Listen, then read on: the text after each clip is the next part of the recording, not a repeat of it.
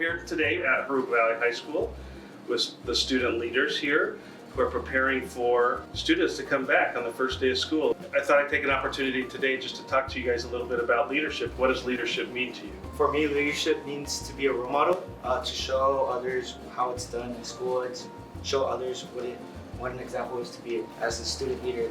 It teaches us how to stand up and show everyone how it could be fun and not just boring when we need to be role models and just be there.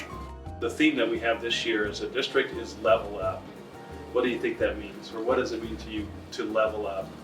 So I say you could level up as a person and ask if people need help, and if you see someone struggling, and just being there for people.